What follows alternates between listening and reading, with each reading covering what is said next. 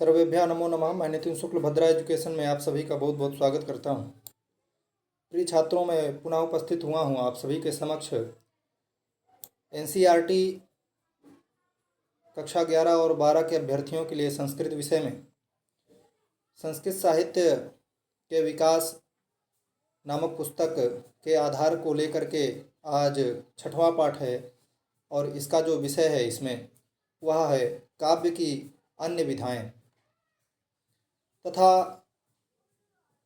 इसमें कक्षा 11 और 12 का अध्ययन करने वाले वो चाहे किसी भी प्रदेश से हों, वो यदि इन विषयों का सिलेबस है उनकी पुस्तक में तो वो अध्ययन इसका करेंगे तो उनको अवश्य ही लाभ प्राप्त होगा।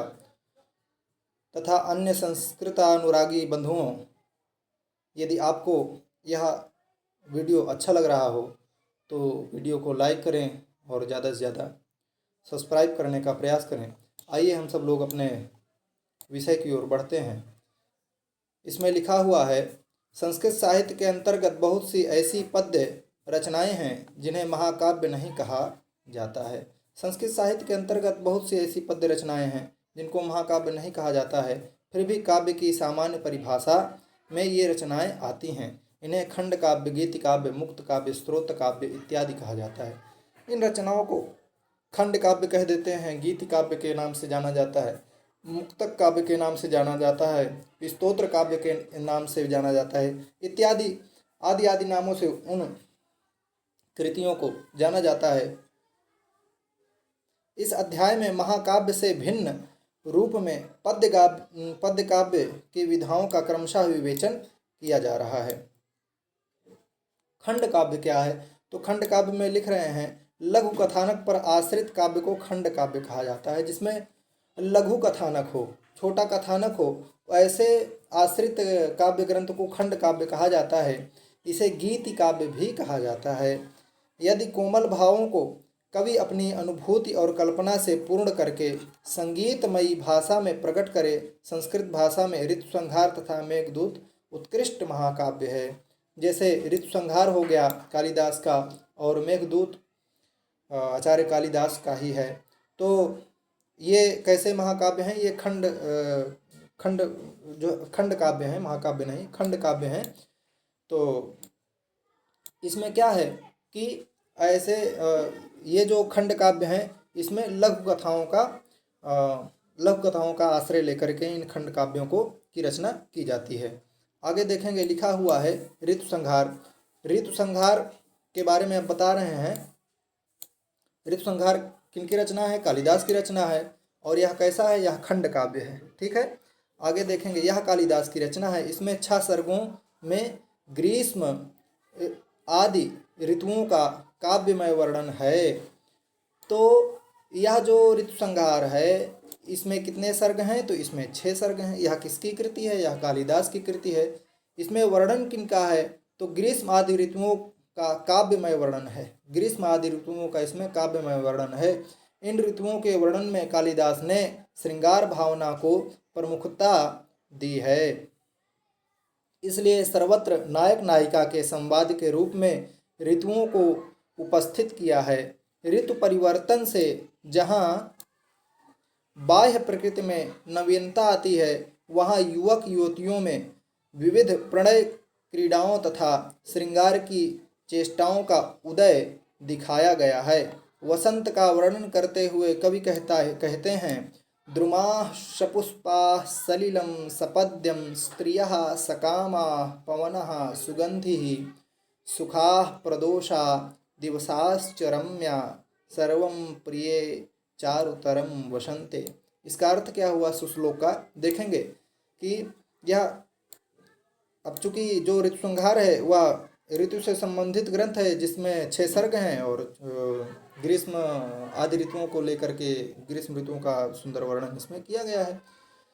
तो कह रहे हैं, प्रिय जिधर देखो आनंद ही आनंद है, वसंत के आते ही वृक्ष फलों से लद गए हैं, जल में कमल खिल गए हैं, स्त्रियां प्रियों से मिलने के लिए उत्सुक हो गई हैं, पवन सुगंधपूर्ण हो गया है, संध्या सुहावनी हो गई है, दिन आकर्षक लगने लगा।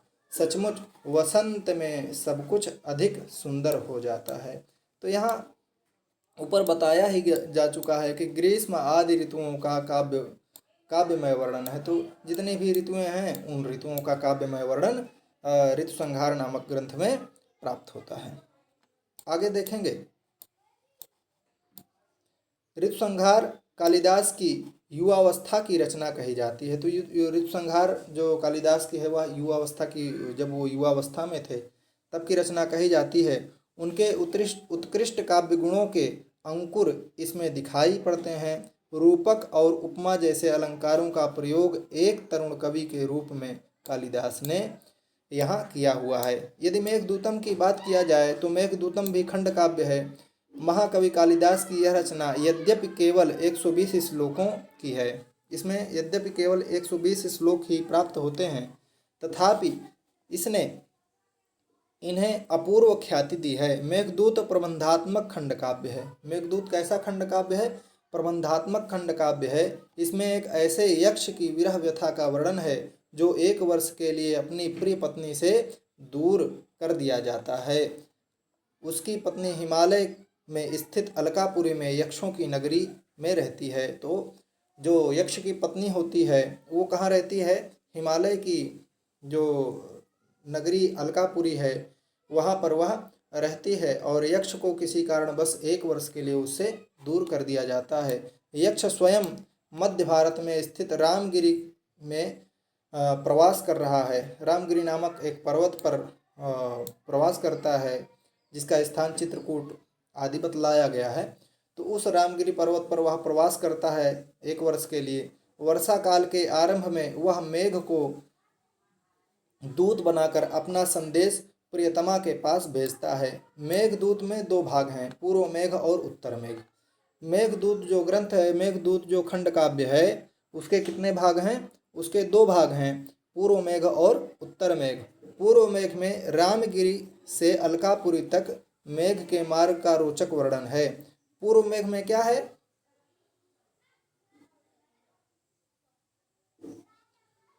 तो पूर्व मेघ में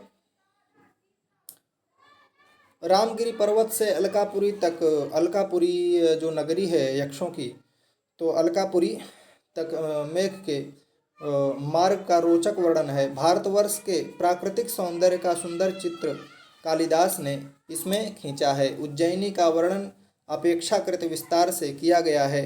उत्तर मेघ में अलकापुरी के वर्णन के प्रसंग में यक्ष के भवन तथा उसकी विरहिणी प्रियतमा का चित्र अंकित किया गया है। उसे मार्मिक संदेश भी दिया गया है।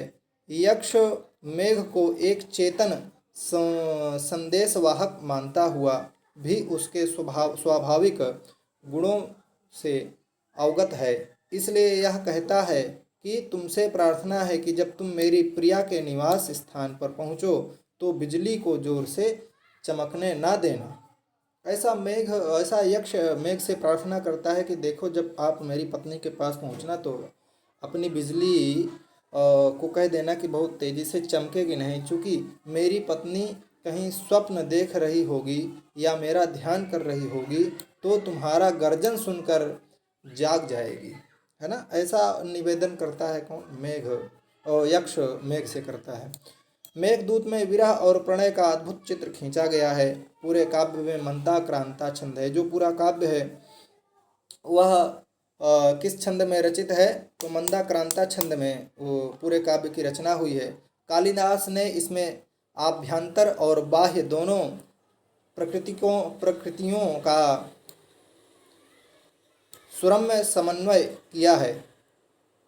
मेघदूत के आधार पर संस्कृत में दूत काव्यों की परंपरा चल पड़ी। मेघदूत जब लिखा गया उसी के बाद संस्कृत में क्या हुआ?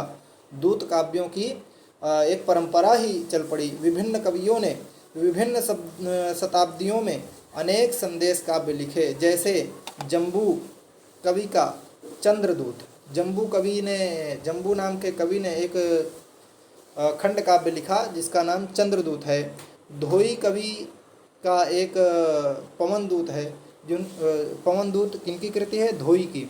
और वेंकटनाथ रूप गोस्वामी, वामन भट्ट बाण के पृथक पृथक हंसदूत इत्यादि। ठीक है। शताधिक दूत काव्य मेघदूत के अनुकरण पर लिखे गए। 100 से अधिक ऐसे जो है दूत काव्य जो मेघदूत का अनुकरण करके लिखे गए। इस प्रकार मेघदूत की ख्याति बहुत ज़्यादा बढ़ गई। गीत काव्य की अगर बात किया जाए तो भावनामात्मनिष्ठा नाम कल्पना वलितम लघु स्फुरणम गेय रूपेण गीत काव्यम निगद्यते। यह गीत काव्य का लक्षण बताया जा रहा है कि गीत काव्य का लक्षण क्या होता है। तो कह रहे हैं हृदय में स्थित भावों और कल्पनाओं को गेय रूप में प्रकट करने वाले काव्य को गीति काव्य कहते हैं। भावनाम आत्मनिष्ठानाम, जो भावना है, जो कल्पना है, विगलितम लघु स्फुरणम गेय रूपेण गीत काव्यम निगद्यते, जो भावना है वही जब गीत के रूप में उसका स्फुरण होता है तो उसी भावना को ही गीत काव्य के नाम से जाना जाता है। संस्कृत में गीत काव्य यहाँ पर लिखा हुआ है। संस्कृत में गीत काव्यों की समृद्ध परंपरा है। ऋग्वेद में स्तुतिपरक मंत्रों के माध्यम से सर्वप्रथम गीतियाँ लिखी गईं, जिनमें ऋषियों ने अपने कोमल भावों को प्रकट किया था। ऋग्वेद के अन्य सूक्तों में भी हमें सुख और दुख को प्रकट करने वाले गीत मिलते हैं, जिनमें हिरण्यगर्भ आदि ऋषियों ने व्यक्तिगत अनुभवों को निश्चल भाव से प्रकट किया है। गीत काव्य गीतों को लोग अवकाश के समय में या विशिष्ट अवसरों पर गाते हैं। इनमें भक्ति या श्रृंगार से संबद्ध गीत होते हैं। इनकी रचना ऐसे छंदों में होती हैं जिन्हें सरलता से गाया जा सके। सभी लोग इन गीतों को सुनकर भाव विभोर हो उठते हैं। गीत काव्य का क्षेत्र बहुत व्यापक है। इसमें श्रृंगार और भक्ति से संबद्ध प्रबंधात्मक और मुक्तक दोनों प्रकार के काव्य आते हैं। सभी स्तोत्र काव्य गेय होते हैं। सभी स्तोत्र काव्य क्या होते हैं? गाने योग्य होते हैं। गेय होने से गीत काव्य की श्रेणी में आते हैं। जितने भी स्तोत्र काव्य होते हैं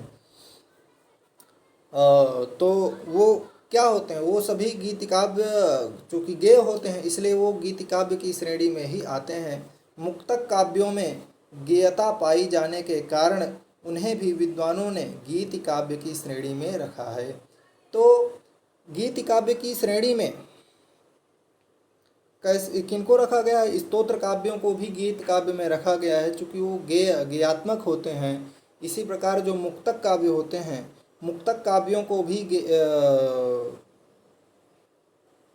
जो मुक्तक काव्य होते हैं वो भी गेय होते हैं, इसलिए मुक्तक काव्यों को भी गीत काव्य की श्रेणी में ही रखा जाता है। गीत गोविंद जो रचना है वह जयदेव की रचना है। तो गीत गोविंद का अगर देखा जाए तो यह जयदेव रचित एक अत्यंत लोकप्रिय गीत काव्य है। जयदेव बंगाल के राजा लक्ष्मण सेन की राजसभा में रहते थे। जयदेव कहाँ रहते थे? तो जयदेव बंगाल के राजा लक्ष्मण सेन की राजसभा में रहते थे। ये कृष्ण भक्त कवि थे। इस काव्य में राधा कृष्ण के प्रेम का वर्णन है। इसमें 12 सर्ग हैं। किसमें? जो गीत गोविंद नामक जो रचना है जयदेव की, उसमें कितने सर्ग हैं? तो उसमें 12 सर्ग हैं, जिनमें राधा कृष्ण की प्रेम लीला की झांकियाँ गीतों के द्वारा प्रकट की गई हैं। इसके प्रत्येक अक्षर में संगीत है। यह मधुर कोमल कांत पदावली का है। उदाहरण के लिए यदि देखा जाए तो यह गीत गोविंद नामक जो गीत काव्य लिखा गया उसका एक श्लोक दिया हुआ है। उसका यहाँ पर बता रहे हैं कि जो गीत गोविंद जो गीत काव्य है वह वास्तव में मधुर कोमल और कांत पदावली वाला जो है। इसमें अक्षरों का, संगीतों का बहुत अच्छा समागम है। ललित लवंग लता परिशीलन, ललित लवंग लता परिशीलन, कोमल मलय समीरे ललित लता ललित लवंग लता परिशीलन कोमल मलय समीरे मधुकरनिकार मधुकरनिकर करम्बित कोकिल पूजित कुंज कुटीरे। इस प्रकार जो गीत गोविंद है, जयदेव की कृति है, तो उसमें बताया गया है कि जो यह मधुर भी है, कोमल भी है और संगीतात्मक भी है। यहाँ लंबा समास होने पर भी शैली में मनोरमता और प्रवाह विद्यमान है। इसके प्रत्येक गीत के राग और ताल का निरूपण किया गया है। पूर्वी भारत में इसकी गान यात्रा, उत्सव विशेष आदि विविध अवसरों पर किया जाता है। संस्कृत के गीत काव्यों में यह श्रेष्ठ गीत काव्य है। कौन सा? गीत गोविंद, जो जयदेव की कृति है। चौर पंचाशिका की अगर बात किया जाए तो यह 50 श्लोकों का गीत काव्य है। और चौर पंचाशिका, तो चौर पंचाशिका में कितने श्लोक प्राप्त हैं? 50 श्लोक प्राप्त हैं। और यह एक गीत काव्य है जिसमें किसी राजकुमारी से कवि के गुप्त प्रेम का वर्णन है। इस प्रेम प्रसंग का पता जब राजा को चलता है तब वह कवि को प्राणदंड का आदेश देता है। जब कवि दंड के लिए ले जाया जा रहा था तब उसने राजकुमारी के साथ बिताए सुख की स्मृति में 50 श्लोक पढ़े। इन्हें सुनकर राजा अभिभूत हो गया और उसने कवि को राजकुमारी से विवाह करने की अनुमति दे दी। ठीक है।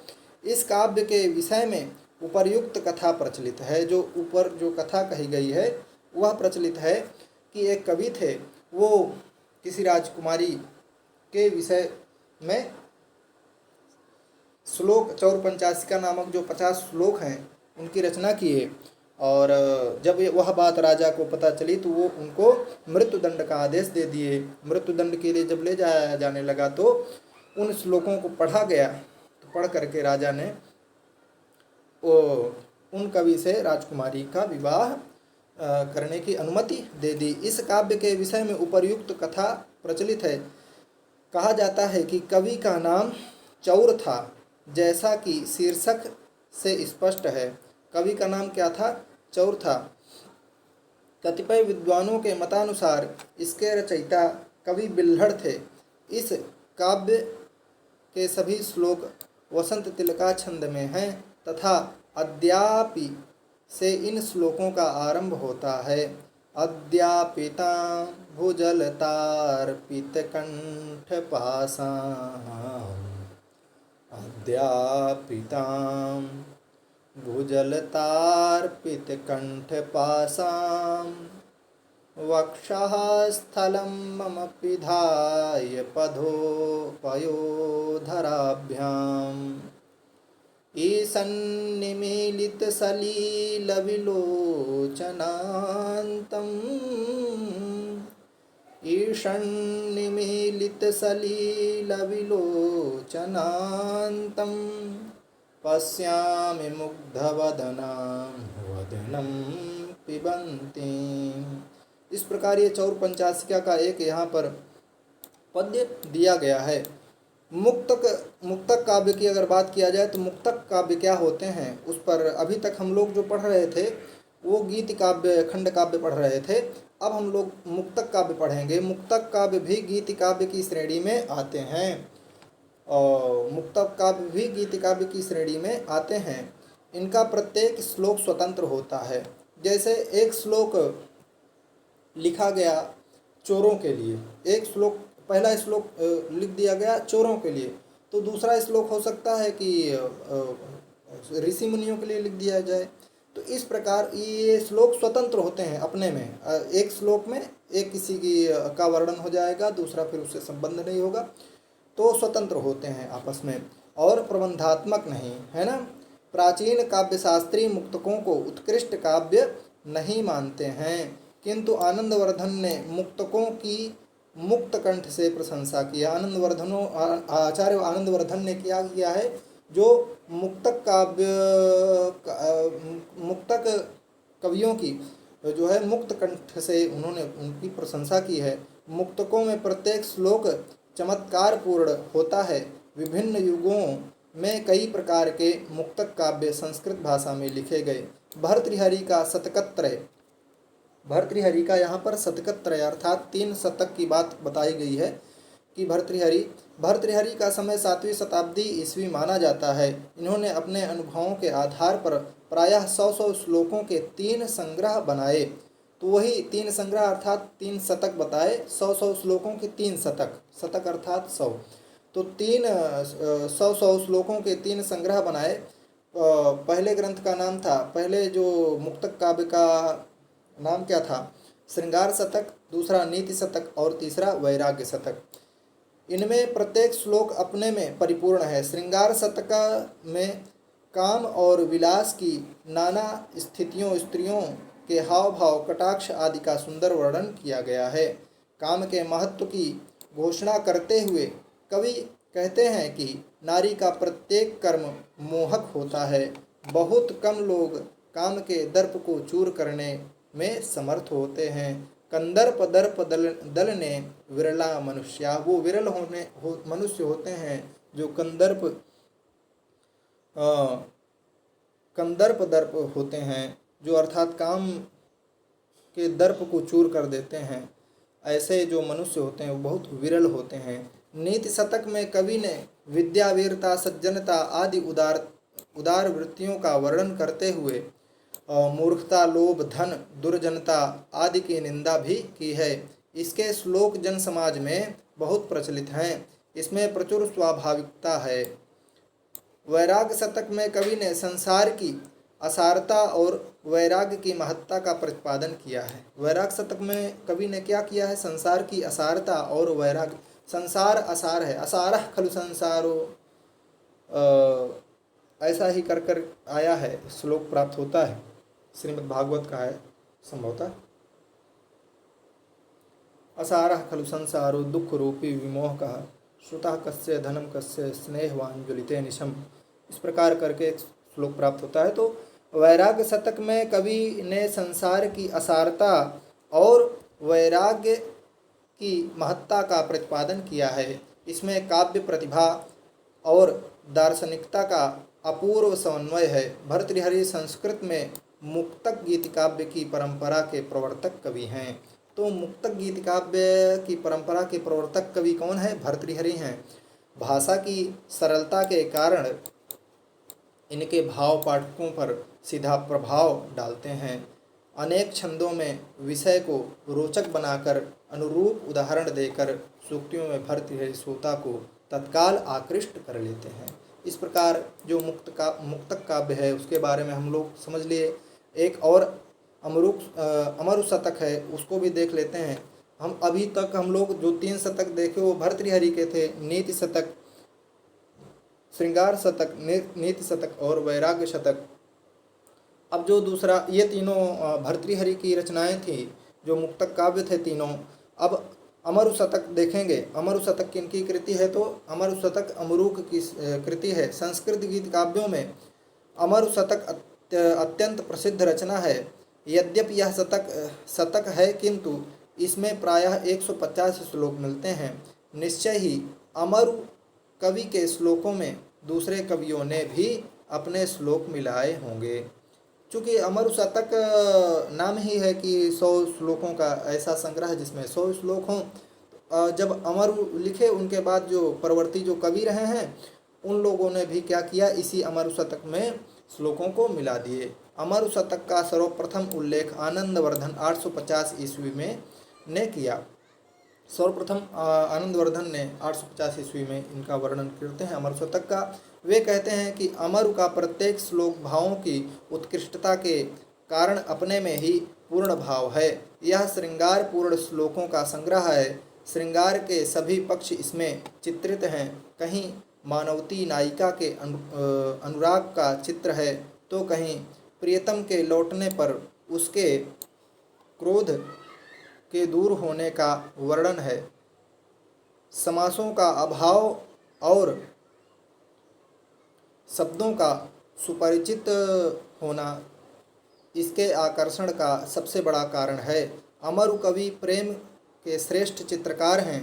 इनका प्रिय छंद शार्दूल विक्रीडित है। अमरु कवि का व्यक्तित्व या समय भले ही अज्ञात हो, किंतु उनकी काव्य रचना अमर है।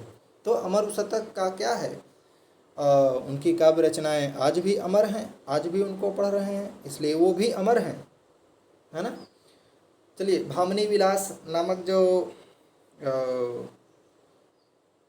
खंड काव्य है उसको देख लेते हैं। 17वीं शताब्दी के कवि पंडितराज जगन्नाथ ने अनेक रमणीय श्लोकों का संग्रह अपने भामिनी विलास में किया। पंडितराज जगन्नाथ का समय क्या रहा?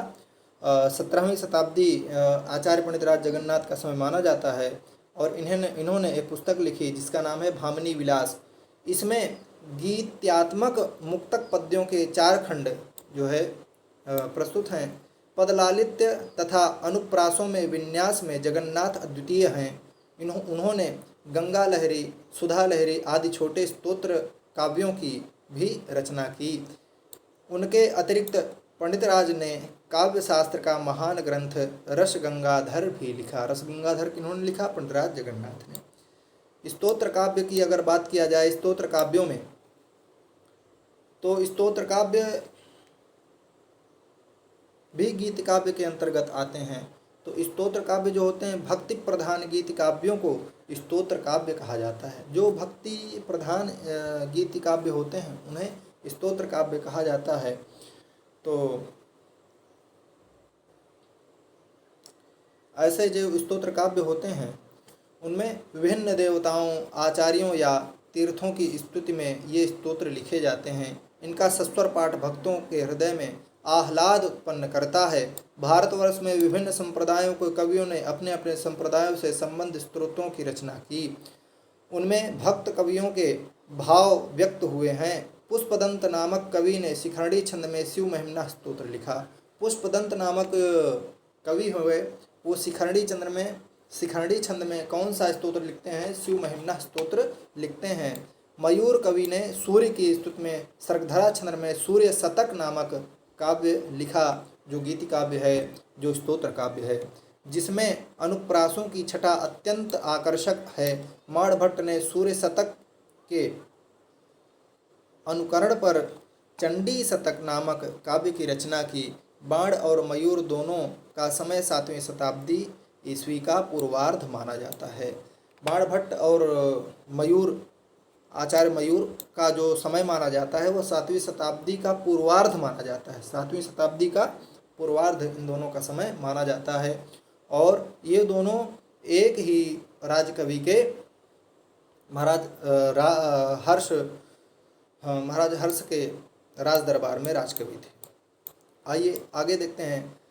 भगवान शंकराचार्य आदि ने भी अनेक स्तोत्र लिखे, जिनमें भज गोविंदम गोविंदम भज मूढ़ मते, इस प्रकार जो है भज गोविंदम नाम का स्तोत्र काव्य है, जो गीत काव्य है। सौंदर्य लहरी भगवान शंकराचार्य लिखते हैं कि सौंदर्य लहरी भी लिखते हैं। सौंदर्य लहरी विख्यात है। कश्मीर में उत्पलाचार्य की शिवस्तोत्रावली, धर्माचार्य की पंचस्तवी तथा अभिनव गुप्त का अभिनव निवेदन व क्रमस्तोत्र प्रसिद्ध है। जैन और बौद्ध कवियों ने भी अपने आचार्यों तथा गुरुओं की प्रशंसा में शताधिक स्तोत्र लिखे। ठीक है। प्राकृत काव्य क्या है? आइए प्राकृत काव्य को भी देख लेते हैं। संस्कृत गीत काव्यों के साथ प्राकृत गीत काव्य का भी विकास हुआ। इसमें हाल नामक कवि ने गाहा सप्तशती, जिसे गाथा सप्तशती बहुत प्रसिद्ध है। प्राकृत काव्य गीत काव्यों के साथ प्राकृत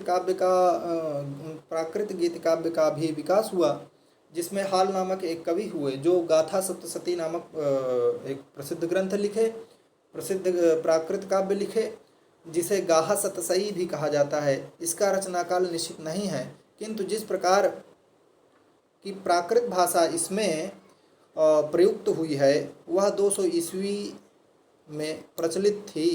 गाथा सप्तशती के प्रदर्शित जीवन संस्कृत काव्य में सामान्यतः प्रदर्शित जीवन में से भिन्न है। इसमें ग्रामीण जीवन, कृषक, गोपालक, उद्यान में खेलने वाली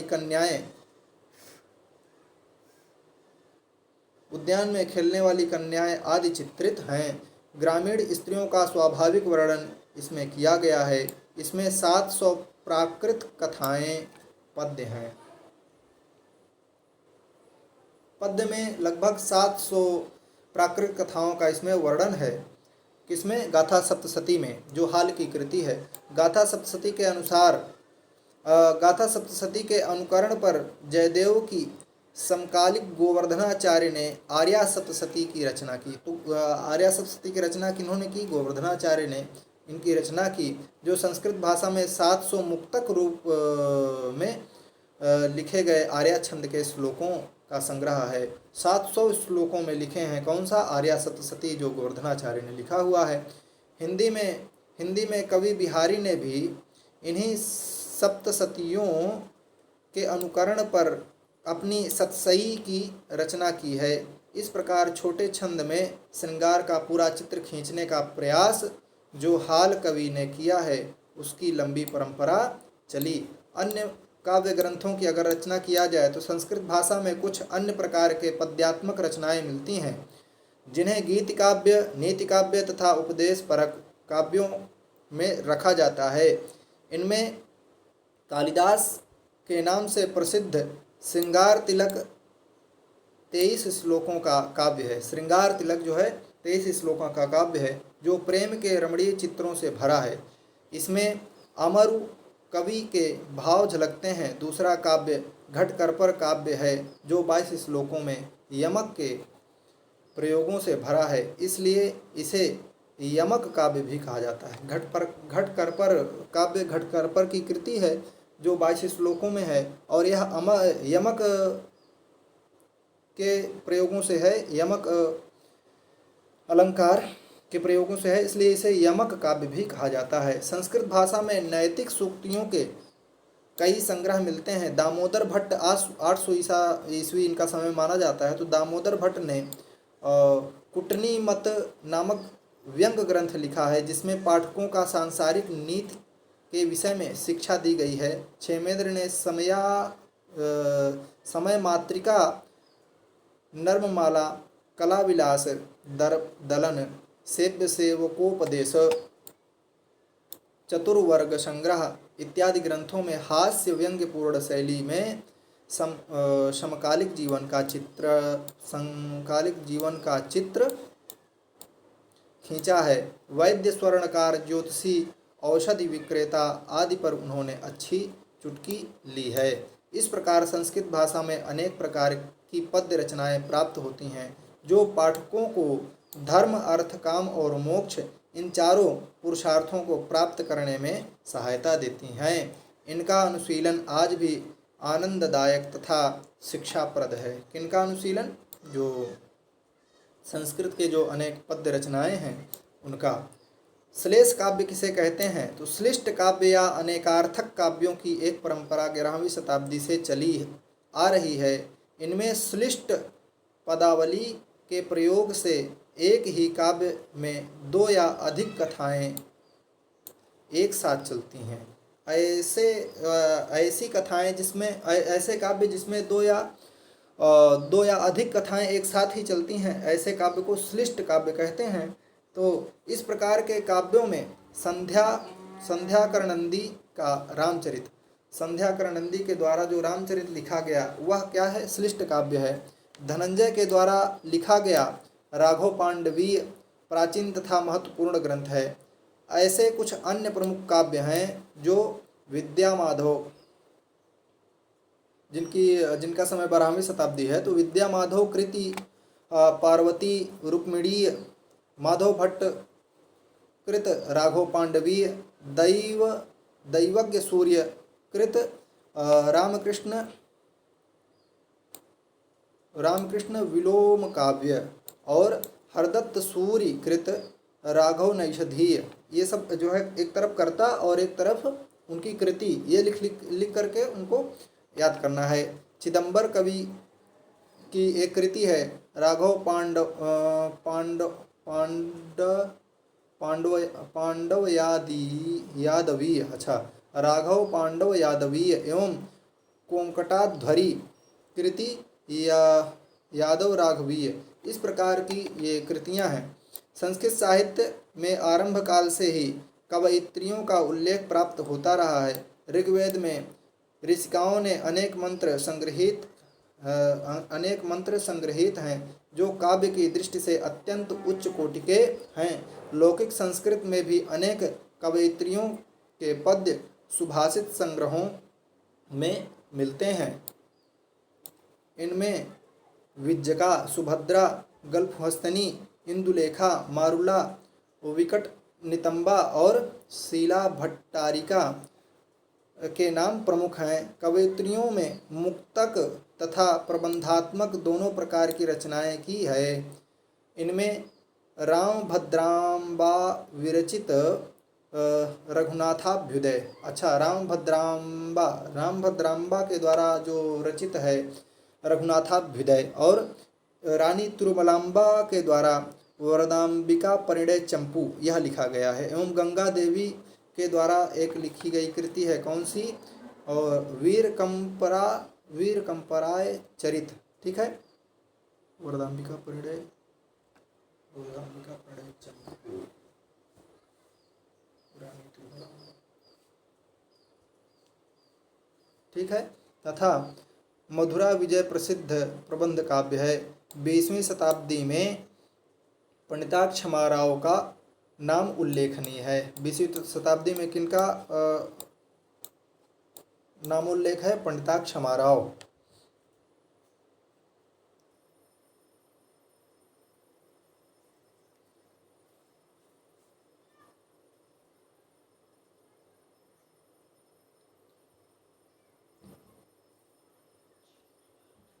आगे देखेंगे, ध्यातव्य बिंदु है कुछ, उसको देख लेंगे।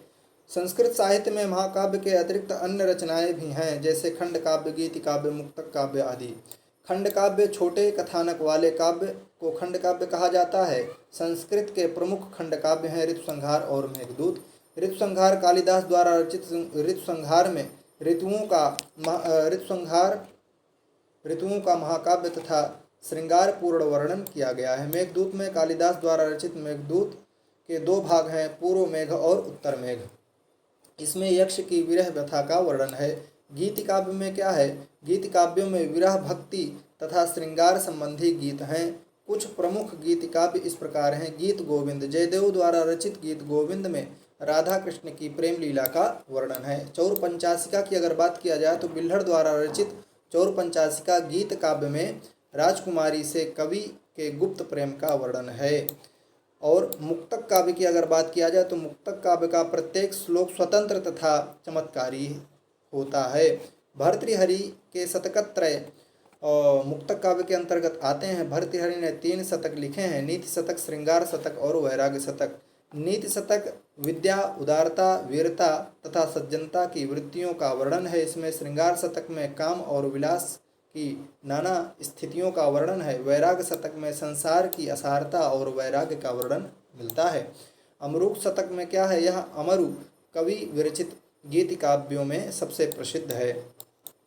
आगे देखेंगे, अब यहाँ से अभ्यास है महाकाव्य, और इसको देख लीजिएगा। जहाँ यदि समस्या आपको उत्पन्न हो रही हो तो नीचे वीडियो के डिस्क्रिप्शन बॉक्स में दिया हुआ टेलीग्राम का लिंक है, वहाँ से मुझसे संपर्क कर लीजिएगा और अध्ययन करिए।